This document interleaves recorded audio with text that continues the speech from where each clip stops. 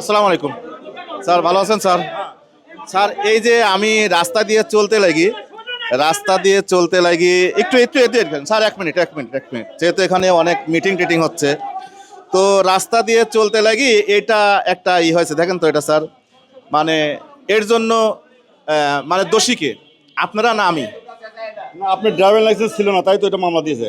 আর helmet, হ্যাঁ, 5,000 টাকা জরিমানা করছে। হেলমেট ছিল বাট আমার হাতে ছিল।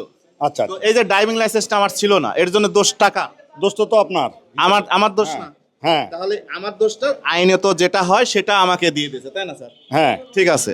তো এইটা নিয়ে কিছুদিন আগে একটা ভিডিও ভাইরাল হয়েছে, আপনারা দেখছেন যে একজনকে ড্রাইভিং লাইসেন্স না থাকার কারণে, হেলমেট না থাকার কারণে সম্ভবত আররা হচ্ছে তাকে মানে এই যে জরিমানা সেটা দিয়েছে, যার কারণে তাদেরকে অনেক কথা বলতেছে এবং ছাড়রা ওখানে কিছুই মানে কোনো অ্যান্সারই তাকে দেয় নাই। এই আইনগুলো যদি আমরা না মানি তাহলে আমাদের রাস্তাঘাটে কিন্তু বিশৃঙ্খলা আরও তৈরি হবে, যার যা মন চায় তাই করবে। তো আমরা চাই যে দেশের আইনকে সম্মান করেন এবং যারা দায়িত্বরত থাকবে তাদের দায়িত্বটা পালন করতে দিন, দেখবেন আপনিও ভালো থাকবেন, দেখবেন আপনার পরিবারের কেউ যদি রাস্তাঘাটে বের হয় তারাও ভালো থাকবে। আর আরেকটা কথা বলি যে আপনি যদি পরিবর্তন না হন দেশ পরিবর্তন হবে না, আপনি পরিবর্তন হন দেশ পরিবর্তন হয়ে যাবে ইনশাল্লাহ।